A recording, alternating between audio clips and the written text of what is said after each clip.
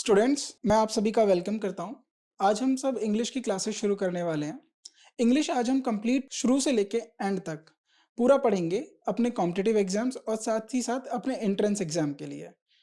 मैं ये सभी मान के चलता हूं कि आप इंग्लिश को बिल्कुल बेसिक से तैयारी कर रहे हो। हम इंग्लिश को बिल्कुल बेसिक से लेके उसके एडवांस वर्जन तक, और जब हमारा एडवांस कंप्लीट हो जाएगा हम उसका प्रैक्टिकल एस्पेक्ट्स भी देखेंगे। ठीक है, तो चलिए शुरू करते हैं क्लास आज की। आज हमारी पहली क्लास होगी जिसमें हम इंट्रोडक्शन और बाकी के कॉन्सेप्ट्स को सीखेंगे। फिर धीरे धीरे हम इंग्लिश में ग्रामर, वोकैब, कॉम्प्रिहेंशन ये सब कवर करेंगे। सो स्टूडेंट, सबसे पहले इंग्लिश को हमने जो है 4 सेक्शंस में बांटा हुआ है।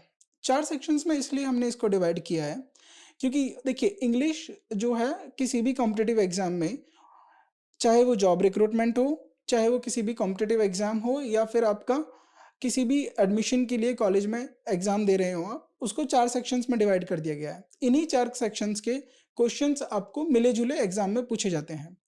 पहला सेक्शन जो होता है वो वाइडली यूज होता है ग्रामर। उसके बाद हमारा दूसरा सेक्शन होता है वोकैबलरी। वोकैबलरी में हमको टेस्ट किया जाता है हमारी वर्ड पावर के ऊपर, हमारी वर्ड सेंस के ऊपर, हम किसी वर्ड को लेकर क्या उसके मीनिंग के साथ इंटरप्रिटेट कर पाते हैं। और उसके बाद हमारा तीसरा सेक्शन आता है रीडिंग कॉम्प्रिहेंशन। रीडिंग कॉम्प्रिहेंशन से हमारी एनालिटिकल स्किल्स और हमारा कंसेप्चुअल व्यू देखा जाता है इंग्लिश को लेकर कि हम कितने कॉन्सेप्ट को समझ पाए इंग्लिश में, और जो हमारे पास कॉम्प्रिहेंशन दिया हुआ है, जो पैराग्राफ दिया हुआ है, उसको हमने कितना अंडरस्टैंडिंग से समझा है। तो बेसिकली कॉम्प्रिहेंशन में हमारी अंडरस्टैंडिंग को ज़्यादा टेस्ट किया जाता है। और साथ उसके बाद कुछ एग्जाम्स के अंदर डिस्क्रिप्टिव इंग्लिश को वाइडली कवर करा जाता है। जो हमारा डिस्क्रिप्टिव इंग्लिश होता है ये हमारा प्रैक्टिकल एस्पेक्ट कहूँगा मैं इंग्लिश का, क्योंकि इसमें हमें लिखना होता है। क्या लिखना होता है इसमें? हमें ऐसे लिखने होते हैं, आर्टिकल लिखना होता है, और बाकी के जो भी हमारे लेटर राइटिंग्स होती हैं, एप्लीकेशंस होती हैं, ये सब लिखना होता है। तो हम एक एक करके आगे बढ़ेंगे। सबसे पहले ग्रामर। ग्रामर में हम वाइडली कवर करेंगे। ग्रामर को हम बिल्कुल जीरो से शुरू करेंगे और एंड तक लेके जाएंगे, और हम एक एक टॉपिक को कवर करेंगे इस पूरे लेक्चर सीरीज के दौरान। सबसे पहले हम आर्टिकल से शुरुआत करेंगे, फिर हम उसके बाद आगे पार्ट्स ऑफ स्पीच पढ़ेंगे। तो यहाँ पर एक मैंने वर्ड बोला, पार्ट ऑफ स्पीच। अब पार्ट ऑफ स्पीच क्या होता है मैं आपको अभी बता देता हूँ, आगे भी बताऊंगा।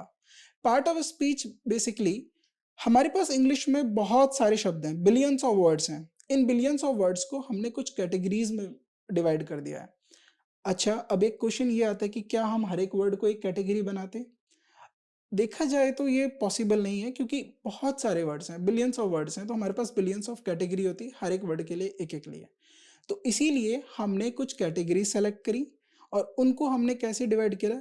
हर एक कैटेगरी में हमने कुछ कॉमन टॉपिक्स रखे, कुछ कॉमन रूल्स रखे, या कुछ आप कहें तो कॉमन आइडियाज रखे जो एक एक वर्ड उनको फॉलो करता है। अगर वो वर्ड्स उन कॉमन टॉपिक्स, कॉमन पॉइंट्स को फॉलो करेगा, उनकी एक कैटेगरी बनेगी। कोई दूसरा वर्ड दूसरे कॉमन टॉपिक्स और पॉइंट्स को फॉलो करेगा, उसकी दूसरी कैटेगरी बनेगी। ऐसे ही इंग्लिश में 8 पार्ट ऑफ स्पीच होती हैं। तो इसका मतलब ये है कि पूरे वर्ड को हमने 8 वर्ड क्लासेस में बांट दिया है। तो पहली वर्ड क्लास, देखिए वर्ड क्लास और पार्ट्स ऑफ स्पीच दोनों सेम है। आप किसी बुक में पार्ट्स ऑफ स्पीच पढ़ेंगे, किसी बुक में वर्ड क्लास पे पढ़ेंगे, तो आप कंफ्यूज नहीं होना है, दोनों सेम है। तो पहली जो हमारी वर्ड क्लास होती है, या पहला हमारा जो पार्ट्स ऑफ स्पीच होता है, वो होता है नाउन। उसके बाद प्रोनाउन, उसके बाद हमारा एडजेक्टिव, फिर वर्ब, फिर एडवर्ब, प्रीपोजिशन, कंजक्शन, इंटरजेक्शन। अच्छा, ये हमारा हो गया पार्ट्स ऑफ स्पीच। इसके बाद भी हमारे कुछ ग्रामर के टॉपिक्स होते हैं, जैसे वॉइस हो गया, नरेशन हो गया, स्पीच हो गया, ठीक है, इन्फिनेटिव्स हो गए, मूड्स हो गए, क्वेश्चन टैग हो गए। ये सब हम ग्रामर के और इसको आगे जाके कवर करेंगे। सबसे पहले हम पार्ट्स ऑफ स्पीच पे फोकस करेंगे, क्योंकि ये किसी भी एग्जाम के लिए, किसी भी क्वेश्चंस के लिए, कोई भी क्वेश्चंस होता है उसका सबसे बेसिक स्ट्रक्चर को तैयार करने के लिए हमें पार्ट्स ऑफ स्पीच की जरूरत होती है। ओके स्टूडेंट्स, आगे बढ़ते हैं। अब हमारा दूसरा सेक्शन आता है वोकैबलरी। जब हम ग्रामर कंप्लीट कर लेते हैं, उसके बाद हमारे वोकैबलरी के अंदर हम आएंगे। तो बट यहाँ पर जो हमने लेक्चर सीरीज आपको प्रोवाइड करी है, ये हमारी मिली जुली लेक्चर सीरीज है, कि ऐसा ना हो कि हम पहले ग्रामर कर लें फिर उसके बाद वोकैब कर ले। तो इसके बीच में गैप आ जाएगा। तो हमने क्या करा है, ग्रामर और वोकैब को दोनों को साइमल्टेनियसली लिया है। जिससे क्या होगा कि आपने एक कॉन्सेप्ट को सीखा, फिर आपने कुछ वर्ड सीखे, फिर आपने दूसरा कॉन्सेप्ट सीखा, फिर आपने वर्ड सीखे। तो जो कॉन्सेप्ट का लिंक है आपस में, जो वो कड़ी बनी हुई है, वो एक दूसरे से जुड़ी रहेगी ताकि आप भूले ना। अगर मैं एक लेक्चर से दूसरे लेक्चर पे जाऊंगा तो ये जरूरी है कि आपको पिछला लेक्चर रिवाइज हो, उसमें आपने क्या पढ़ा क्या समझा वो आपको आता हो। ठीक है, उसके बाद फिर हम वोकैब, अब वोकैबलरी क्या होता है, इसको हम बेसिकली अगर हिंदी में बोले तो शब्दकोश या शब्द भंडार। अब इंग्लिश में बहुत सारे वर्ड्स हैं और मैंने आपको बोला है इतने सारे वर्ड्स हैं, तो पॉसिबल ही नहीं है कि हमें सारा वर्ड पता हो, हमें सब कुछ हो। हमें बिल्कुल रिलेवेंट होकर पढ़ना है जो हमारे एग्जाम में पूछा जाएगा। वो एग्जाम कोई किसी भी जॉब रिक्रूटमेंट का हो, किसी भी कॉलेज के एडमिशन का हो, वो कुछ वर्ड्स होते हैं जो कॉमनली हर एक एग्जाम में पूछे जाते हैं और हमें उन्हीं को कवर करना है। तो पहली जो कैटेगरी हम वोकैबुलरी में पढ़ेंगे, one word substitution. One word substitution क्या होता है? देखिए, वन वर्ड सब्स्टिट्यूशन बेसिकली ये होता है कि बहुत सारे वर्ड्स दे दिए जाते हैं, उसके लिए आपको एक सिंपल सा वर्ड पूछ लिया जाता है कि बताइए इन ये जो शब्द दिए गए हैं ये किसके लिए उपयोग हुआ है। उसके बाद आपको चार ऑप्शन दे दिए जाएंगे ए बी सी डी, आपको बताना है इसमें से ये जो ऑप्शन है ये ऊपर दिए हुए वर्ड्सों के लिए ठीक है। तो एग्जाम्पल और इसकी जो डिटेल्स है वो हम जाएंगे, और हम ये भी देखेंगे कि एग्जाम के अंदर कौन से ज्यादा वर्ड हैं जो बहुत बार रिपीट होते हैं। कुछ एग्जाम्स के अपने सर्टेन पैटर्न होते हैं, तो हम प्रीवियस ईयर क्वेश्चन जब डील करेंगे हर एक एग्जाम के, तो उसके बाद हम उसमें देखेंगे कि क्या क्वेश्चंस हम कर सकते हैं। उसके बाद आता है सिनोनिम्स। सिनोनिम्स आप हिंदी में जानते हैं, इसको पर्यायवाची कहते हैं। एक ही वर्ड के बहुत सारे वर्ड्स होते हैं जिनका सेम मीनिंग होता है, अर्थ सभी का एक होगा, लेकिन हर एक वर्ड को कहने का तरीका अलग होगा, उसका यूज करने का तरीका अलग होगा। ठीक है। दूसरे के बाद होता है हमारा एंटोनिम्स। एंटोनिम्स हम विलोम शब्द को कहते हैं, यानी हमने उसको जब प्राइमरी क्लासेस में थे, छोटी कक्षाओं में थे, तो हमने इसको पढ़ा था विलोम शब्द, और या हम इसको कहते थे इंग्लिश में अपोजिट वर्ड्स। तो एंटोनिम्स हमारे अपोजिट वर्ड्स होते हैं, जैसे हैप्पी का सैड हो जाता है, स्लो का फास्ट हो जाता है। और इडियम्स एंड फ्रेजेस, अब ये ज्यादातर क्या होता है, अब देखिए इंग्लिश जो है हमें एक, हमने जो हमारे यहाँ की जो ओरिजिन रहा है वो इंग्लिश का नहीं रहा है, लैंग्वेज का। तो ईडियम्स एंड फ्रेजेस जो थे कुछ वेस्टर्न कंट्रीज में कॉमन ईडियम फ्रेजेस थे, तो जब हमने इंग्लिश सीखी उनसे तो हमने उनकी ईडियम्स एंड फ्रेजेस सीखे। क्योंकि देखिए जब आप इंग्लिश यूज करेंगे तो आप इंग्लिश में ईडियम्स एंड फ्रेजेस हिंदी वाले यूज नहीं करेंगे। अच्छा, हिंदी में ईडियम्स एंड फ्रेजेस को क्या कहते हैं? इनको कहते हैं मुहावरे या लोकोक्तियां। अब मुहावरे जब हम बोलेंगे किसी बात को, भाव रखेंगे किसी बात का, तो वो इंग्लिश में ही रखेंगे, तो इसीलिए हमें जरूरी है इंग्लिश में इडियम्स एंड फ्रेजेस को सीखना। अब क्या तरीका है सीखने का? हमें कुछ सर्टेन वर्ड्स दे दिए जाएंगे, कुछ इडियम्स दे दिए जाएंगे, कुछ फ्रेजेस दे दिए जाएंगे, उनके पर्टिकुलर कुछ मीनिंग होते हैं, उन मीनिंग को हमें याद रखना है।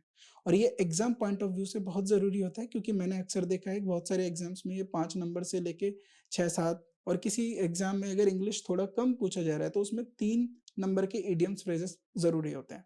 ये वो नंबर होते हैं वोकैबुलरी के अंदर जो आपकी रैंक डिसाइड करते हैं कि आप किसी भी अंक तालिका में कहाँ पर आएंगे, कौन से लेवल पे आप रहेंगे। तो जरूरी है वोकैबुलरी को थोरोली डीप में जाके पढ़ना और रिलेवेंट पढ़ना, जो आ रहा है हमें उस पर स्टिक रहना है।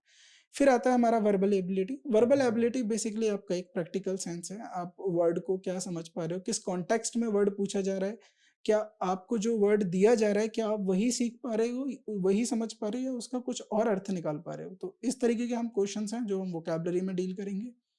उसके बाद आगे चलते हैं। उसके बाद आता है हमारा रीडिंग कॉम्प्रिहेंशन। देखिए रीडिंग कॉम्प्रिहेंशन के बारे में मैंने बताया, this section evaluates your ability to understand and interpreted passages. तो बेसिकली यहाँ पर आपकी अंडरस्टैंडिंग पे ध्यान दिया है। अगर आपकी अंडरस्टैंडिंग शार्प होगी और आप पैसेज को उसी रूप में समझा पा रहे हो जिस रूप में आपका जो स्पीकर है या जिसने वो पैसेज लिखा है, उस भावना से, उस शब्द से वही आप सीख पा रहे हो जिस रूप में पैसेज है, ये बहुत जरूरी है। एक हमारा कॉमन सेंस होता है, पैसेज हमारा मीनिंग कुछ और दे रहा होता है और हमारा कॉमन सेंस कुछ और बता रहा होता है। यहाँ पर हमें ये गलती नहीं करनी है, हमें पैसेज को वही पढ़ना है जो पैसेज हमें दिया गया है। अगर जिस टॉपिक के ऊपर हमारा पैसेज है हमें उसके ऊपर ही पैसेज को पढ़ना है, उसी पे ध्यान देना है। अब ये हम कैसे करेंगे? अब देखिए इस लेक्चर सीरीज में मैंने बहुत सारे ऐसे पैसेजेस आपको दिए हैं, कॉम्प्रिहेंशंस रखे हैं, जिसको आप हम प्रैक्टिस करेंगे रेगुलरली तो हमें टॉपिक्स के बारे में पता चलेगा कि ये पैसेज किस बारे में है। बहुत सारे डाइवर्स टॉपिक्स हैं हमारे पास, हर एक साइंस से है, पॉलिटी से है, ज्योग्राफी से है, बहुत सारे टॉपिक्स हैं, उनसे हमारे पास बहुत सारे पैसेजेस हैं। हम उन पैसेजेस पर ज़्यादा ध्यान देंगे, ठीक है, कि उसमें पैराग्राफ का सेंस क्या है। अब पैसेज में कैसे क्वेश्चंस आएंगे? अब देखिए कुछ क्वेश्चंस होते हैं जो डायरेक्टली पैराग्राफ पे आते हैं, दो तरीके से पूछे जाते हैं, या तो आपको आंसर लिखना होता है या फिर आपको जो क्वेश्चन दिया हुआ है उस पैराग्राफ के ऊपर चार ऑप्शंस में से कोई एक या दो ठीक करना होता है। उसके बाद आता है क्लोज टेस्ट, ये सबसे इंपॉर्टेंट है और ज्यादातर बहुत सारे एस्पिरेंट्स यही गलती करते हैं, क्योंकि क्लोज टेस्ट को वो अपने सेंस से यूज करते हैं, ना कि ये देखकर कि वो जो क्लोज टेस्ट का पैराग्राफ है वो क्या मीनिंग निकाल रहा है। हमें सबसे पहले इस बारे में ध्यान देना है, चाहे वो पैराग्राफ हो या क्लोज टेस्ट हो, कि पैसेज को पढ़कर हमने क्या सेंस किया, जिस फॉर्म में पैसेज दिया है क्या हमने वही समझा या उसका हमने रूप बदल दिया। हमें रूप नहीं बदलना है, हमको पैसेज उसी फॉर्म में पढ़ना है जिसमें हमें दिया गया है। ओके स्टूडेंट, उसके बाद आता है हमारा पैराग्राफ जंबल्स। पैराग्राफ जंबल्स में क्या होता है, पैराग्राफ में हम इनको डिवाइड कर देते हैं, हर एक पैराग्राफ को छोटे छोटे हिस्सों में। एक बड़ा सा पैराग्राफ है, हमने उसको छोटे छोटे हिस्सों में बांट दिया है। अब वो पैराग्राफ आपको सीक्वेंसली अरेंज करना है। अब वो किस सीक्वेंस में अरेंज करना है, पहले हमें हर एक ऑप्शंस को पढ़ना होगा, फिर हमने उसको एक कॉमन मीनिंग पे लेके आना होगा कि ये जो जंबल्स हैं ये किसी एक कॉमन वर्ड या कॉमन मीनिंग दे पा रहे हैं या नहीं दे पा रहे हैं। अब ये कैसे पता लगेगा, ये पता लगाने के लिए हमारी अंडरस्टैंडिंग बहुत जरूरी है। उसके बाद होता है हमारा paragraph and passage completion. Paragraph and passage completion में क्या होता है, हमें कुछ पैराग्राफ दे दिया जाएगा, उसका हमें एक सेंस निकालना होता है, वो समझना होता है वो पैराग्राफ किस पे दिया गया। उसके बाद का जो पैराग्राफ है वो हमें अपनी अंडरस्टैंडिंग से लिखना है। इसके लिए हमें इंग्लिश पे बहुत अच्छी कमांड होनी चाहिए, हमें समझना आना चाहिए कि क्या वो जो पैराग्राफ दे रहे हैं वो हमारी अंडरस्टैंडिंग में है या नहीं। तो कुल मिला के पूरी बात का सार ये है कि रीडिंग कॉम्प्रिहेंशन में अंडरस्टैंडिंग पे बहुत ध्यान देना है। उसके बाद आगे चलते हैं डिस्क्रिप्टिव इंग्लिश। अब डिस्क्रिप्टिव इंग्लिश के लिए क्या जरूरी है, डिस्क्रिप्टिव इंग्लिश के लिए ऊपर के तीनों सेगमेंट्स बहुत जरूरी हैं। आपका ग्रामर अच्छा होगा, आपका वोकैब अच्छा होगा, आपकी अंडरस्टैंडिंग अच्छी होगी, तो आप अच्छे से डिस्क्रिप्टिव इंग्लिश कर पाएंगे। क्यों ऐसा कर पाएंगे, क्योंकि डिस्क्रिप्टिव इंग्लिश में आपकी राइटिंग स्किल्स देखी जाती है। देखिए मैं आपको दो बातें बहुत जरूरी बताता हूँ, किसी भी लैंग्वेज को सीखने के लिए दो तरीके होते हैं, एक होता है आपका रीडिंग और दूसरा होता है आपका लिसनिंग। अब उस लैंग्वेज के आउटपुट दो होते हैं, एक होता है राइटिंग और एक होता है स्पीकिंग। तो हमें रीडिंग और लिसनिंग पे बहुत ध्यान देना है।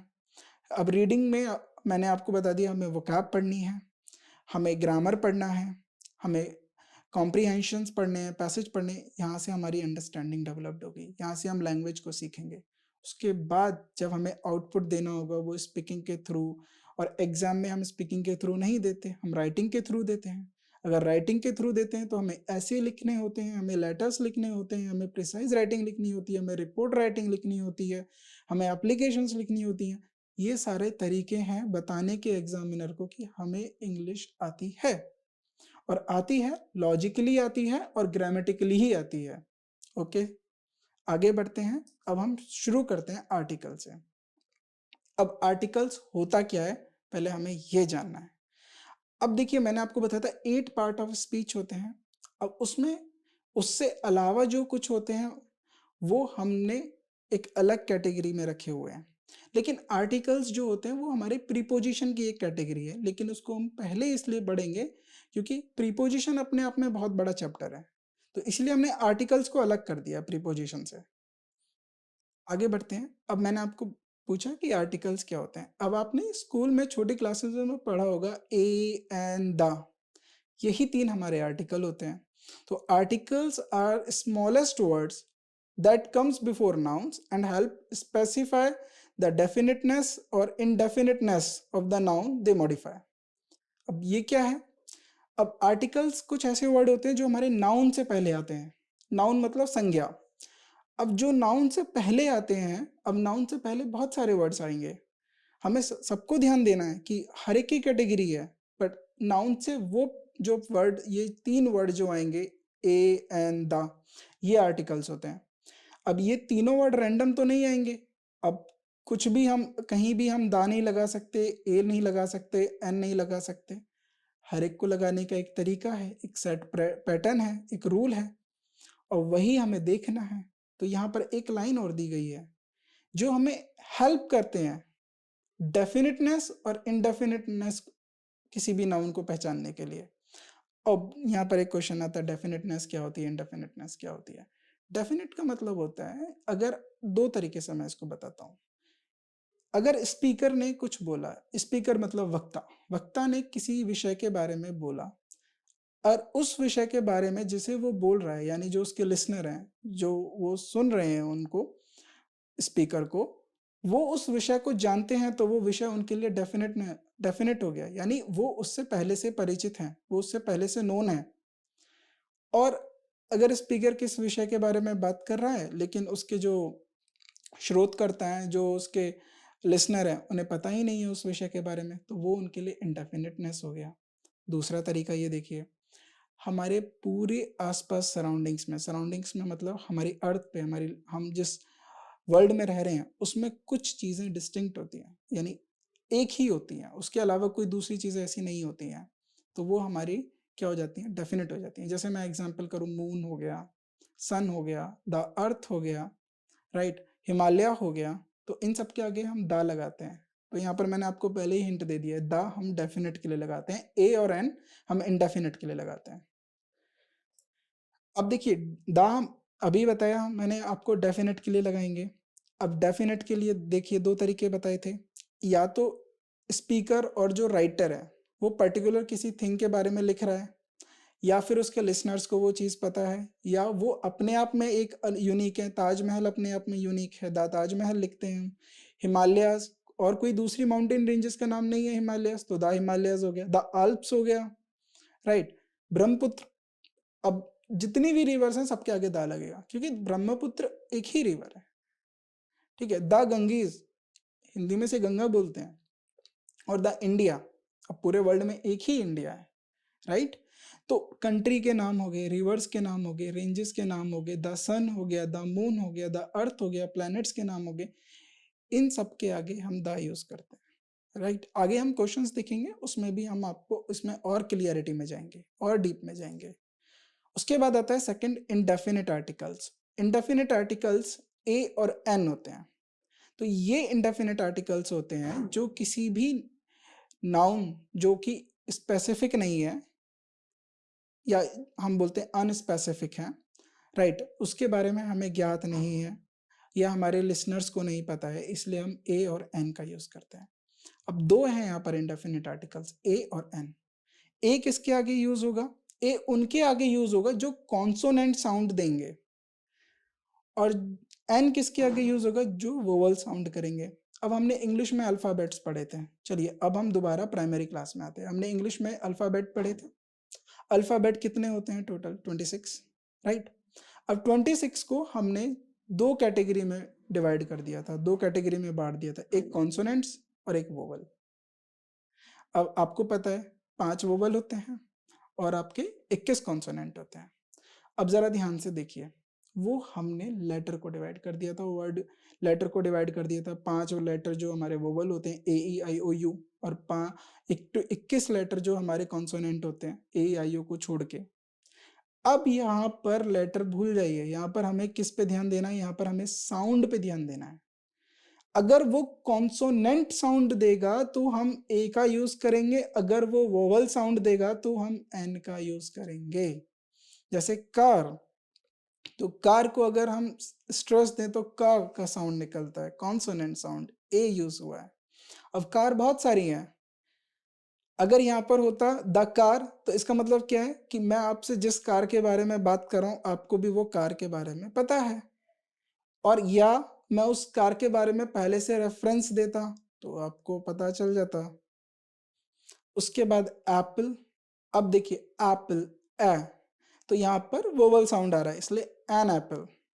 और अब यहाँ पर इसलिए मैंने आपको एक एग्जांपल दिया था यूनिवर्सिटी, अब बहुत सारे स्टूडेंट्स को डाउट्स होता है कि यूनिवर्सिटी यू तो आपका शुरू होता है वोवल से, तो ए क्यों यूज हुआ है? यूनिवर्सिटी अगर आप स्ट्रेस देंगे य का साउंड निकालता है, वो कॉन्सोनेंट साउंड होता है, तो इसलिए आ यूनिवर्सिटी होगा। ओके स्टूडेंट, आगे आता है कॉन्सेप्ट्स ऑफ आर्टिकल्स। तो पहला रूल हमने यही पढ़ा, आपको मैंने बता दिया, इंडेफिनिट आर्टिकल्स ए और एन होते हैं हमारे। ए हम कॉन्सोनेंट साउंड के आगे लगाते हैं, जैसे कि a car, a house, a dog, a university, a one, वा, देखिए वन, वा, वन आई मॉन्स्टर, राइट। आगे बढ़ते हैं, रूल नंबर 2, यूज एन। हम एन यूज करते हैं उनके आगे जो वोवल साउंड करते हैं, like an apple, an elephant, an orange, an R. अब देखिए यहाँ पर एच है, ये कॉन्सोनेंट वर्ड है, लेकिन जब हम इसको प्रोनाउंस करते हैं तो इसको बोलते हैं आर। एच यहाँ पर हमारा साइलेंट हो जाता है, एन आर। एन ऑनेस्ट, ओ की साउंड आ रही है, वोवल साउंड है, एन ऑनेस्ट पर्सन, राइट। तो अब हमें क्या याद रखना है? हमें याद रखना है कि ए और एन हम साउंड के बेसिस पे जाएंगे, ना कि उनकी स्पेलिंग पे। ओके, यहां तक आप सभी को क्लियर हुआ? चलो आगे बढ़ते हैं फिर। अब देखते हैं ए और एन बिफोर एक्रोनियम। अरे, ये एक नया वर्ड आ गया हमारे पास, एक्रोनियम। अब एक्रोनियम क्या होता है? आगे बढ़ने से पहले हम एक्रोनियम को जान लेते हैं। देखिए, हम बहुत सारे वर्ड्स जो होते हैं एक्रोनियम की फॉर्म में लिखते हैं। अब कुछ ऐसी हम डेफिनेशन बना देते हैं किसी किसी वर्ड की जो बहुत बड़ी हो जाती है, राइट। तो जैसे एग्जाम्पल के तौर पे मैं नोएडा की बात करता हूँ। अब आपने, सबको पता है नोएडा आपने एक शहर के रूप में सुना है, बट अब मैं ये कहूँ कि नोएडा की एक फुल फॉर्म है, अब वो क्या है? New Okhla industrial development authority. अब इतनी बड़ी फुल फॉर्म को हमने NOIDA इन वर्ड से लिख दिया। अब इनको एक साथ हमने इसको प्रोनाउंस किया तो इसका आया नोएडा। तो अब ये जो नोएडा जो हमने प्रोनाउंस किया इन वर्ड्स को, तो ये बना एक्रोनियम। जैसे अभी देखिए मार्स ऑर्बिट मिशन हुआ था, इंडिया ने किया था, हमने इसको बोला मॉम, MOM, बट इसका पूरा मतलब था मार्स ऑर्बिट मिशन। तो मॉम क्या है यहाँ पर? एक्रोनियम। अब ऐसे ही एक्रोनियम में जो उनका पहला लेटर होता है उसका प्रोनाउंसिएशन डिसाइड करता है कि वो कौन, उसके आगे ए लगेगा या एन लगेगा, यानी वो कॉन्सोनेंट साउंड दे रहा है या वोवल साउंड दे रहा है। जैसे एग्जांपल के तौर पे FBI, राइट। तो FBI इसको हम कैसे प्रोनाउंस करेंगे? FBI, FBI, एफ, तो एन का साउंड। देखिए यहाँ पर मैंने इसको एक्सप्लेन करा, FBI, तो यहाँ पर जो साउंड है ये वोवल का साउंड आ रहा है, तो NFBI। UFO, यू या पे या का साउंड आ रहा है, तो UFO, तो यहां पर हमने इसको प्रोनाउंस करेंगे तो UFO। सो ए कॉन्सोनेंट, राइट। रूल नंबर 4, अब ए और एन जो है वो सिंगुलर काउंटेबल नाउन के साथ आते हैं। अब यहाँ पर देखिए नाउन का थोड़ा सा जिक्र हो गया है, अब मैं नाउन आपको समझाता हूँ। नाउन हमारा पार्ट्स ऑफ स्पीच में पहली कैटेगरी हम नाउन को रखते हैं। अब बहुत सारे वर्ड्स हैं जिनको हमने नाउन्स में रखा गया है। नाउन आपने पढ़ा होगा, noun is the name of person, place और थिंग। ये हम हर एक क्लास में डेफिनेशन पढ़ते आए हैं, तो ये उसी नाउन की बात कर रहे हैं। बट यहाँ पर जो नाउन कह रहे हैं जिनको हम गिन सकते हैं, जो काउंटेबल हो, और वो काउंटेबल नाउन सिंगल हो। क्योंकि अब देखिए सिंगल की क्यों बात करी गई है, जो ए और एन होते हैं ये हमारी वीकेस्ट फॉर्म होते हैं वन की। वीकेस्ट फॉर्म ऑफ वन का मतलब क्या होता है? अगर हमें कहीं वन बताना होगा तो हम आ बता देंगे, ए बता देंगे, एन लिख देंगे, ठीक। तो वो जो नाउन जिनको हम गिन सकते हैं वो काउंटेबल हो गए। उन काउंटेबल में जो सिंगुलर हो गए, जो एक की बात की जा रही है, उसके आगे हम ए और एन लिख देंगे। अब हम ए और एन कैसे लिखेंगे? उस नाउन के लेटर में जाएंगे और देखेंगे कि वो कॉन्सोनेंट की आवाज देता है, वो वोवल का साउंड देता है, किसका साउंड देता है, उसके बेसिस पे हम ए और एन यूज कर लेंगे। ओके, तो अब यहाँ पर जैसे मैंने एग्जाम्पल दिया है, अब हम एग्जाम्पल पे आते हैं, ये बहुत जरूरी है। A cat sat on the fence. An old lady passed by. अब हमें सबसे पहले देखना है हमारे आर्टिकल्स कहाँ हैं। ए आर्टिकल हो गया, कैट के साथ आया है। एन ओल्ड लेडी, अब देखिए cat person place thing animal, cat animal है। अब देखिए अब यहाँ जिस कैट के बारे में बात कर रहे हो वो कैट फेंस पे बैठी है, ठीक, और वो कैट सिंगल है क्योंकि कैट जो होता है हमारा एक मतलब कॉमन नाउन है, बिल्ली है बहुत सारी, उसमें से एक बिल्ली की बात हो रही है जो फेंस पे बैठी है। We are talking about the only one cat who set on the fence, तो उस कैट के बारे में बात हो रही है, तो उसके लिए हमने ए यूज कर लिया। अब आगे बढ़ते हैं, अब यहाँ पर किसकी बात हो रही है, लेडी की बात हो रही है, ठीक है। अब लेडी के साथ हमने एक और वर्ड लगाया ओल्ड।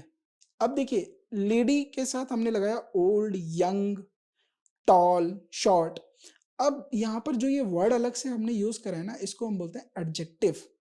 इसका मतलब क्या है, ये जो नाउन है लेडी, इसके बारे में डिस्क्रिप्शन दे रहा है, इसकी विशेषता बता रहा है, इसको ये फोर्स कर रहा है इस बारे में कि ये नाउन कैसा है, क्या इसका स्पेशली कैरेक्टर है। सो लेडी ओल्ड है, सो इसलिए ओल्ड लेडी। बट यहाँ पर जो साउंड होगा ना वो इस लेडी को देख के नहीं आएगा, वो एन को, ओल्ड को देख के आएगा, ओल्ड वोवल साउंड, इसलिए एन यूज किया गया है। ओके, आगे बढ़ते हैं, rule number 5।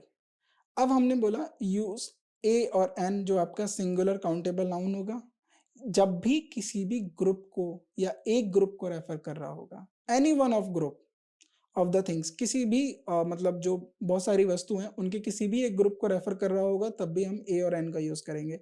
For example, I need a pen to write this note. So यहाँ पर जो स्पीकर कह रहा है उसको एक पेन की जरूरत है ये नोट लिखने के लिए, तो I need a pen. So pen यहाँ पर क्या है, ये ग्रुप को रेफर करता है। अब पेन बहुत सारे टाइप्स के होते हैं, ब्लू पेन, ब्लैक पेन, ये कलर्स हो गए, फाउंटेन पेन, जेल पेन, ये इनकी और दूसरे टाइप्स हो गए। तो इस टाइप के पेन को सब हमने एक कैटेगरी बना दी, पेन। अब उस पेन में राइटर को एक पेन की जरूरत है, तो ये पूरे ग्रुप में से एक पर्टिकुलर थिंग की बात कर रहा है, तो इसलिए हमने यहाँ पर ए आर्टिकल यूज होगा। Okay, rule number 6। अब हम प्रोफेशंस होते हैं हमारे और टाइटल्स होते हैं, हमने अपने डे टू डे एक्टिविटीज में देखते हैं, हम अपनी लाइफ में देखते हैं, हमने सराउंडिंग्स में देखते हैं, हम कुछ ना कुछ प्रोफेशन से जुड़े होते हैं, स्टूडेंट हैं, टीचर हैं, डॉक्टर हैं, बहुत सारे प्रोफेशंस हैं, राइट। हमारे सराउंडिंग्स में हर एक पर्सन का अपना एक प्रोफेशन होता है, ठीक है। अब वो सारे प्रोफेशन को हम जब यूज करते हैं तो ए और एन के साथ यूज करते हैं। For example, she wants to be an engineer. So ये प्रोफेशन है, वो चाहती है इंजीनियर बनना, she wants to be an engineer. So engineer, अब साउंड ई जो किसका कर रहा है, वोवल का कर रहा है, इसलिए एन आएगा। सो अब यहाँ पर आपको पता चल गया कि जो एन जो होता है वो वोवल के साउंड आता है, और जो ए जो होता है वो डॉक्टर के, ए जो होता है आपका कॉन्सोनेंट के साथ आता है, ठीक है। Like he is a doctor, तो यहाँ पर जो ये साउंड आ रहा है डॉक्टर, डॉक्टर के साथ जो आ रहा है ये कॉन्सोनेंट का साउंड आ रहा है। Okay, rule number 7। ए और एन हम जो यूज करते हैं वो किसी भी एक्सप्रेशन, वो एक्सप्रेशन जो क्वांटिटी और स्पीड को रेफर कर रही है या मेजर कर रहा है, उसके साथ हम ए और एन यूज करते हैं। फॉर एग्जांपल, अब मैं दोबारा इसको एक रिपीट करता हूँ, पहले एग्जांपल देने से पहले एक रिपीट करता हूँ। ए और एन हमारा दोबारा वीकेस्ट फॉर्म होता है वन की। यहाँ पर अ डजन एग की बात करी गई है, यानी 12 units of egg. Dozen means 12 units. अब डजन में अपने आप में अगर हम इसके अंदर जाएंगे तो ये 12 यूनिट्स बताता है, यानी ये एक प्लूरल फॉर्म हो जाता है, राइट। 12 यूनिट्स बन जाएगा, बट डजन हमने उस पर्टिकुलर यूनिट को एक नाम दे दिया है इसीलिए, तो यहाँ पर a single dozen, it means एक सिंगल यूनिट, 12 यूनिट्स की बात कर रहे हैं, ठीक है। तो यहाँ पर a dozen eggs and our glass. So किसी भी एक्सप्रेशन जो क्वांटिटी और स्पीड को शो कर रहा है, मेजर कर रहा है, उसके साथ हम ए और एन यूज करेंगे जब वो वीकेस्ट फॉर्म ऑफ वन की यूज किया जाएगा तब। उसके बाद रूल नंबर 8 आता है हमारा, ए और एन अनकाउंटेबल नाउन्स के साथ और प्लूरल्स के साथ यूज नहीं होंगे। डू नॉट यूज ए और एन विद अनकाउंटेबल नाउन्स और प्लूरल नाउन्स। यहाँ पर बहुत ज़्यादा मिस्टेक होती है जब भी ऐसा क्वेश्चन स्पॉटिंग द एरर्स की फॉर्म में हमारे सामने आता है एग्जाम के अंदर, तो हम ध्यान ही नहीं देते, हम नाउन को पढ़ना ही भूल जाते हैं कि वो नाउन काउंटेबल है, क्या उसे हम गिन सकते हैं, क्या उसे मेजर कर सकते हैं, क्या वो प्लूरल है, क्या वो सिंगुलर है, और यहाँ पर गलत हो जाता है क्वेश्चन। तो इस बारे में हमें बहुत ध्यान देना है, ए और एन जो है अनकाउंटेबल नाउन्स के साथ और प्लूरल नाउन्स के साथ नहीं यूज होगा। अब प्लूरल के साथ क्यों नहीं यूज होगा पहले मैं ये बताता हूँ, क्योंकि मैंने आपको बताया ए और एन जो होता है वो वीकेस्ट फॉर्म होती है हमारी वन की, और प्लूरल अपने आप में वन से ज्यादा होता है, वन से ज्यादा यूनिट्स को हम प्लूरल कंसिडर करते हैं। अब काउंटेबल नाउन क्या होता है, देखिए अनकाउंटेबल नाउन वो होते हैं जिनको आप नहीं कर सकते, आप गिन नहीं सकते हैं, आप उनको डिवाइड नहीं कर सकते, लेकिन आप उनको मेजर कर सकते हैं। जैसे वाटर हो गया, वाटर को हम लीटर में मेजर कर सकते हैं, राइट। हम उसके बाद चॉकलेट हो गया, चॉकलेट को ना हम एज अ मटेरियल लेते हैं, टॉफी चॉकलेट जो होते हैं ये मटेरियल होता है। अ पीस ऑफ चॉकलेट जो हम लेते हैं शॉपकीपर से या शॉप से मॉल से, वो हम बार ऑफ चॉकलेट लेते हैं, वो एक कंप्लीट बार होता है चॉकलेट का, राइट। तो चॉकलेट मटेरियल है, तो और वो अनकाउंटेबल है, तो हमें ध्यान रखना है अनकाउंटेबल के साथ, मटेरियल नाउन के साथ, कलेक्टिव नाउन्स के साथ हम ए और एन यूज नहीं करेंगे, प्लूरल प्लूरल नाउन्स के साथ तो बिल्कुल यूज नहीं करेंगे। I need water, right, I need water. अब यहाँ पर बहुत सी जगह लिख दिया जाता है आई नीड अ वाटर, सो ये गलत हो जाता है, एन वाटर ये भी गलत हो जाता है। तो यहाँ पर क्या होता है, अगर मैं आपसे बोलूं आई need a glass of water, a glass of water, ये सही है, क्योंकि अब ये जो हमने बोला है आई नीड अ ग्लास, मुझे एक गिलास के पानी चाहिए, तो अ जो होता है वो वीकेस्ट फॉर्म ऑफ वन हो गया, राइट। अब वाटर की बात नहीं करिए, वाटर जिसके अंदर कंटेन हुआ है, ये हम आगे रूल में पढ़ेंगे, वाटर जो कंटेन जिसके अंदर कंटेनर के अंदर आया है, हमें उसकी जरूरत है, हमने उसको मांगा है, राइट। तो इसीलिए वहां पर ए यूज हो सकता है। शी हैज कैट्स, तो अब कैट्स यहाँ पर प्लूरल है, तो यहाँ पर नहीं लिखना है शी हैज अ कैट्स और एन कैट्स, ये नहीं आएगा, प्लूरल है तो यहाँ पर सिंपली कुछ नहीं आएगा, आपका प्लूरल नाउन लिखा जाएगा। और ये अनकाउंटेबल है तो यहाँ पर भी ए और एन यूज नहीं होगा, अनकाउंटेबल नाउन लिखा जाएगा, राइट। अब आगे जो होते हैं, अब आपके जेनरिक सेंस में जो यूज होते हैं noun, singular countable noun used in a generic sense, उनके आगे हमें यूज करना है ए और एन। जैसे a dog is a loyal animal, तो यहाँ पर डॉग को एज अ जनरल यूज करा गया है, राइट। यहाँ पर डॉग पूरी कम्युनिटी के साथ आया है, तो डॉग जो होता है वो एक लॉयल एनिमल होता है, थ्रू आउट द हिस्ट्री हमें ये पता है, सबसे पहले ह्यूमन के साथ जो एनिमल मिला था वो डॉग मिला था, तो तभी हमें पता चला कि डॉग लॉयल है और वो ह्यूमंस के साथ बहुत पहले से रह रहा है। तो डॉग यहाँ पर एक एज अ कम्युनिटी को बताया गया है, तो dog is a loyal animal, तो यहाँ पर जेनरिक सेंस में यूज हुआ है, जनरल सेंस में यूज हुआ है। अगला रूल पढ़ते हैं, रूल नंबर 10। ए और एन जो होते हैं वो एडजेक्टिव के बाद आते हैं सिंगुलर काउंटेबल नाउन। अगर आपको याद हो और अभी आप रिकॉल कर पा रहे हो, मैंने आपको एक एग्जांपल बताया था पीछे वाली कुछ स्लाइड्स पहले, एन ओल्ड लेडी, तो यहाँ पर लेडी जो हमारा था काउंटेबल नाउन है, और ओल्ड क्या था, एडजेक्टिव। तो मैंने आपको बताया था एडजेक्टिव के हिसाब से हमारे ए और एन यूज होंगे, बट वो यूज इसलिए हो रहे हैं क्योंकि वो सिंगुलर काउंटेबल नाउन के साथ आ रहे हैं। एग्जाम्पल, यहाँ पर भी एग्जाम्पल देखते हैं, he is a wise man, तो मैन जो है यहाँ पर हमारा सिंगुलर काउंटेबल नाउन है, और वाइज क्या है, वो उसको बता रहा है, उसके बारे में रेफरेंस कर रहा है, मैन जो है वो बुद्धिमान है, वाइज है, सो ये इसका एडजेक्टिव है जो मैन के बारे में डिस्क्रिप्शन दे रहा है।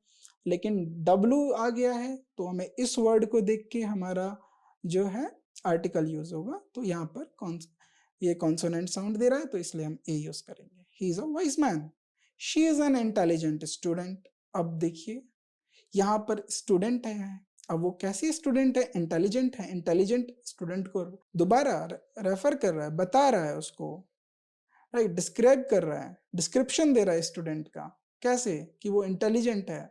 अब ये एडजेक्टिव है इस नाउन का, तो इसीलिए ए और एन आया है, यहाँ पर एन आएगा क्योंकि ये वोवल का साउंड यूज कर रहा है। अब यहाँ से एक बात और ध्यान रखनी है हमें आगे तक के लिए, कि ए और एन अगर किसी के साथ आए हैं तो हमें ये ध्यान रखना है कि वो हमारा नाउन होगा। अब एक बात तो हमने सीख ली है कि ए और एन नाउन के साथ आ रहा है, राइट, और उसके बीच में कुछ वर्ड आ रहे हैं, तो हमें ध्यान देना है कि वो वर्ड क्या है, वो एडजेक्टिव है या कुछ और है, ठीक है। तो जैसे जैसे आगे हम पार्ट्स ऑफ स्पीच पढ़ेंगे, हम वर्ड्स को और कैटेगरीज में, मैंने बताया आपको, और फर्दर कैटेगरीज में हमने बांटा हुआ है, वो पूरी कैटेगरीज हम पार्ट्स ऑफ स्पीच कहते हैं, तो हमें एक एक को आगे पढ़ते रहना है। अब आइए, यूज ऑफ ए और an before singular countable noun used as examples. तो जैसे हमने एग्जांपल्स के तौर पे यूज कर लेते हैं अगर हम किसी भी सिंगुलर काउंटेबल नाउन के, जैसे अब एग्जांपल किसका, किसी एक टाइप का एग्जांपल, जैसे an apple is a type of a fruit. तो यहाँ पर देखिए एन एप्पल, एप्पल की बात करी गई है, तो एप्पल क्या है, एक फ्रूट का टाइप है, तो एग्जाम्पल लिया है। N orange is a type of fruit, orange की बात कर रहे हैं तो ऑरेंज भी एक टाइप ऑफ फ्रूट है, राइट। तो एन इसके साथ आएगा जब भी हमने किसी भी एग्जाम्पल्स को लेकर बात कर रहे हैं। ओके, आगे बढ़ते हैं। Rule number 12, use a or n when referring to something for the first time even if it is plural or uncountable। अब देखिए हम किसी के बारे में रेफर कर रहे हैं फर्स्ट टाइम, चाहे वो अनकाउंटेबल हो या प्लूरल हो, तब भी हम ए और एन यूज करेंगे। For example, I saw a movie yesterday, the movie was excellent. अब ये बहुत ध्यान देने वाली बात है कि यहाँ पर ए यूज हुआ है मूवी के साथ और यहाँ पर द यूज हुआ है। अब इस सेंटेंस को मान लीजिए मैं आपसे बात कर रहा हूँ, I saw a movie yesterday, आपके पास एक मैसेज गया कि मैंने एक मूवी देखी कल, right, and the movie was excellent. ये मैंने आपको दोबारा दूसरा सेंटेंस दिया, तो द मूवी वॉज एक्सीलेंट। अब मैं जिस मूवी की बात कर रहा हूँ ना, इसकी इंफॉर्मेशन मैंने आपको पहले ही दे दी है कि वो मूवी मैंने कल देखी है। अब मैं उस मूवी का फॉलो अप, उस सेंटेंस का फॉलो अप सेंटेंस दे रहा हूँ कि वो मूवी एक्सीलेंट है, एक्सीलेंट थी। अब यहाँ पर बताइए, जो मूवी के बारे में बात हो रही है वो मूवी अब आपको नोन हो गई कि ये जब भी थ्रू आउट द मूवी, जब भी किसी भी मूवी के बारे में बात कर रहे होंगे, वो उसी मूवी के बारे में बात करेंगे जो कल देखी थी, राइट। तो मैंने आपको पहले ही बताया था, जब स्पीकर के लिसनर को पता हो जाता है कि वो जिस नाउन के बारे में बात कर रहे हैं, जिस शब्द के बारे में बात कर रहे हैं, वो उन लिसनर जानते हैं, तो इसीलिए वो डेफिनेट हो जाता है, इसलिए हम दा यूज कर लेते हैं। तो इसीलिए यहाँ पर मूवी डेफिनेट हो गया, इसलिए हमने यहाँ पर दा यूज कर लिया। हमने स्टार्टिंग में इसलिए नहीं बताया क्योंकि हमारे लिसनर्स को नहीं पता, आपको नहीं पता मैं किस मूवी के बारे में बात कर रहा हूँ, मैं किसी एक पर्टिकुलर मूवी के बारे में बात कर रहा हूँ, बट वो आपको नोन नहीं है। बट जब उस मूवी के बारे में मैंने आपको बता दिया, वो मूवी वो थी जो मैंने कल देखी है, अब जब भी उसके बारे में बात होगी तो दा यूज करके बात होगी, क्योंकि आपको एक रेफरेंस मिल गया है कि किस मूवी के बारे में बात हो रही है। आपको उसका नाम नहीं पता, लेकिन ये पता है कि स्पीकर ने वो मूवी देखी थी, राइट। आगे बढ़ते हैं। अगर यहाँ पर कोई आपको प्रॉब्लम होती है तो एग्जाम्पल्स में हम उसको और अच्छे से देख लेंगे। Use a when make a common noun of a proper noun to express quality. अच्छा, ये बहुत जरूरी होता है और ये हम डे टू डे लाइफ में यूज करते हैं।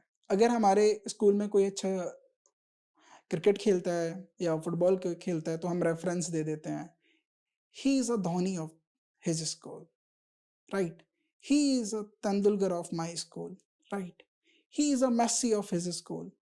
सो यहाँ पर हम ये जो है प्रॉपर नाउन है, धोनी प्रॉपर नाउन है क्योंकि धोनी प्लेयर का नाम है, राइट, तेंदुलकर एक प्लेयर का नाम है, मेस्सी एक प्लेयर का नाम है। बट अब हम यहाँ पर उनकी क्वालिटीज की बात कर रहे हैं, यानी उसका गेम प्ले ऐसा है जैसे धोनी का है, तो हम उसकी क्वालिटीज को बताने के लिए जो प्रॉपर नाउन हमने यूज किया, हम उसको कॉमन नाउन बना देंगे।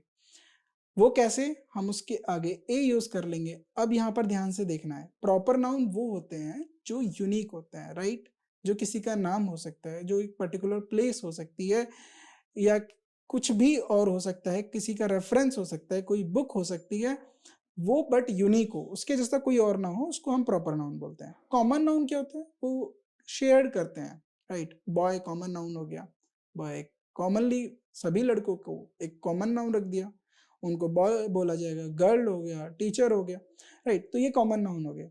अगर हम किसी प्रॉपर का कॉमन नाउन में कन्वर्जन कर रहे हैं तो यानी हम उसकी प्रॉपर्टी शो कर रहे हैं, right. He is a Dhoni of his school, it means उसका जो गेम प्ले है वो धोनी जैसा है उसके स्कूल के अंदर, राइट। सो आगे बढ़ते हैं। अब रूल नंबर 14, ए रिप्रेजेंट करता है वीकेस्ट फॉर्म ऑफ प्रीपोजिशन इन। दो वीकेंड फॉर्म ऑफ प्रीपोजिशन इन, और मैंने आपको बताया था ए जो होता है हमारा वीकेस्ट फॉर्म ऑफ क्या होता है, वन। सो एग्जाम्पल, अब हम ए वन का तो पढ़ चुके हैं बहुत बार, अब इन का देखते हैं। He earn 6 lakh rupees a year. अब इस सेंटेंस को ऐसे भी देखिए, he earn 6 lakh rupees in a year. अब यहाँ पर हमने आ लिख दो या इन लिख दो, एक ही बात है, वो एक ही बात को बता रहे हैं कि वो एक साल में 6 लाख रुपए कमाता है। अब एक साल के वो 6 लाख कमाता है या एक साल में वो 6 लाख कमाता है, दोनों की एक ही बात है। He earn 6 lakh rupees in a year और अ ईयर, राइट। तो यहाँ पर प्रीपोजिशन इन इसीलिए हमने एक के साथ रिप्लेस कर देते हैं या फिर हम उसको वीकेंड फॉर्म में ले लेते हैं, हमें इन की ज़रूरत नहीं होती, हम ए से काम करते हैं। लेकिन यहाँ पर टू आता तो नहीं आता, तब हम यहाँ पर इन होते, ये सिर्फ ए के लिए यूज होंगे इन की फॉर्म में, right. An indefinite article is used when referring to a person unknown to the speaker. अब यहाँ पर दोबारा हम वही बात करते हैं जो हमने सबसे पहले रूल में शुरुआत करी थी, रूल नंबर 15 के अंदर। जब भी हमारे स्पीकर को पता है वो किस बारे में बात कर रहा है, लेकिन हमारे लिसनर्स को नहीं पता है, राइट, तो हम इंडेफिनिट आर्टिकल करेंगे। अब स्पीकर जैसे क्या करता है, किसी भी अननोन पर्सन के बारे में बात कर रहा है, तो स्पीकर क्या बोलेगा, a mister Solanki. It means he is talking about some mister Solanki.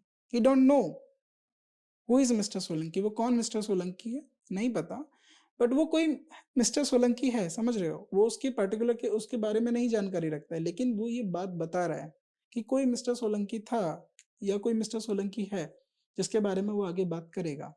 तो कभी भी ऐसा कुछ होता है, कभी भी हम किसी भी पर्सन को रेफर करते हैं जो हमारे अननोन टू द स्पीकर होता है, तो हम उसमें ए यूज कर लेते हैं, राइट। अब आता है the indefinite article is employed before the adjectives little and few to convey the sense of some. ये एक और दूसरा बहुत इंपॉर्टेंट रूल है, राइट, जो सबसे ज्यादा एग्जाम में पूछा जाता है, लिटिल और फ्यू। ये क्वेश्चन आपको हर एग्जाम के अंदर एक ना एक बार तो मिलेगा ही। देखिए, लिटिल और फ्यू के आगे जब हम इंडेफिनेट आर्टिकल यूज कर लेते हैं ना, तो उसका मतलब हो जाता है some amount, right. A few यानी कुछ अमाउंट की बात करी जा रही है, some amount. A little some amount. A few students कुछ स्टूडेंट्स। A little sugar it means कुछ चीनी।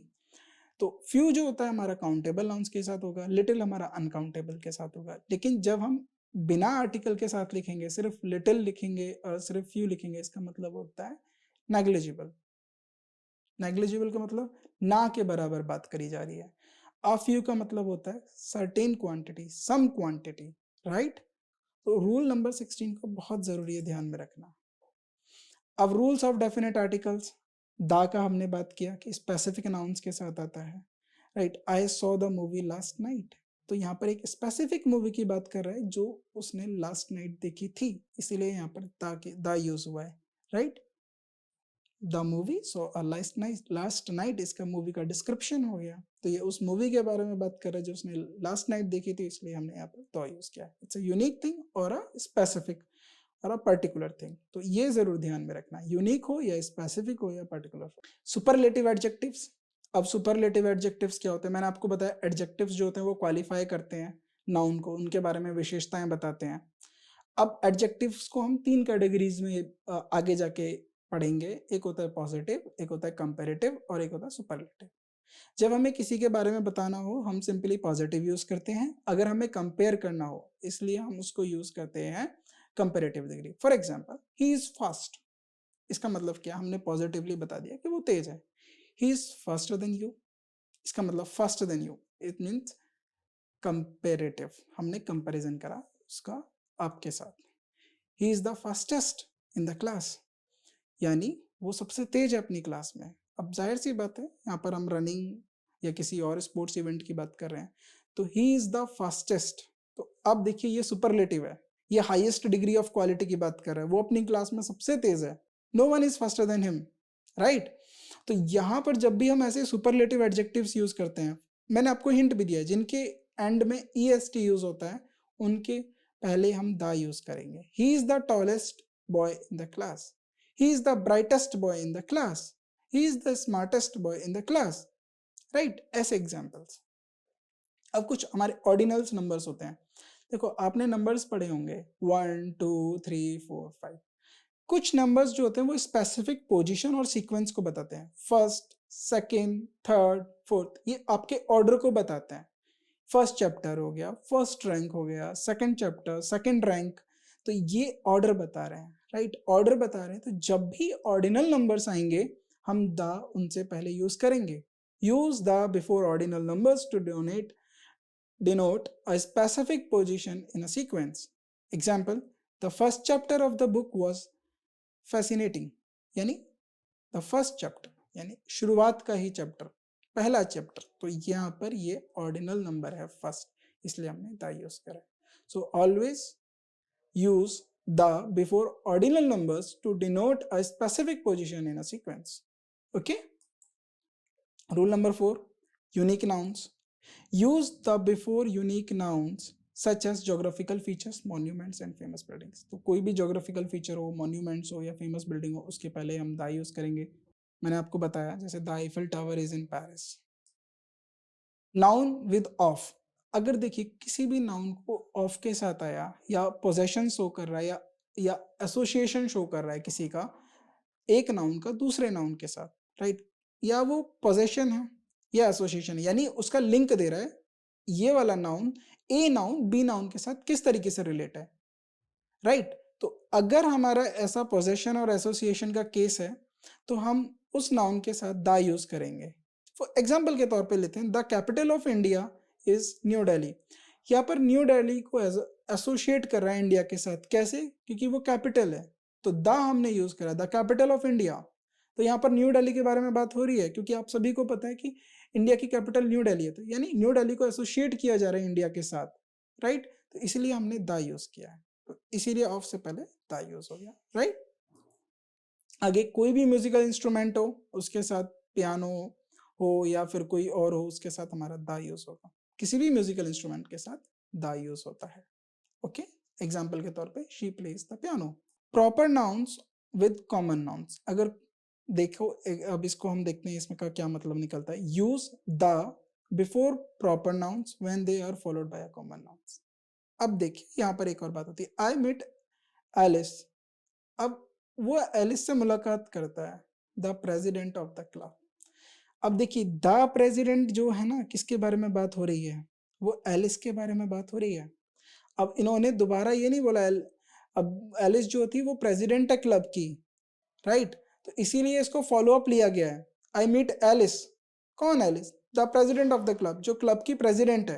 अब वो क्लब हम जो स्पीकर अपने लिसनर को बता रहा है उनके भी नोन है, इसलिए उसके साथ भी क्लब के साथ भी द यूज हुआ है। एसोसिएट करिए, the president of the club, club known है, द प्रेसिडेंट कौन है, एलिस है, जिसके साथ हमारा स्पीकर मिला है। तो यहाँ पर प्रॉपर नाउन्स अगर कॉमन नाउन्स के बाद फॉलो अप के तौर पे लिए जाते हैं तो द यूज होता है। ओके, क्योंकि यहाँ पर प्रेसिडेंट जो है कॉमन नाउन है। प्रेसिडेंट, अब हर एक कंट्री के प्रेसिडेंट होते हैं, किसी भी ऑर्गेनाइजेशन का प्रेसिडेंट होता है, राइट।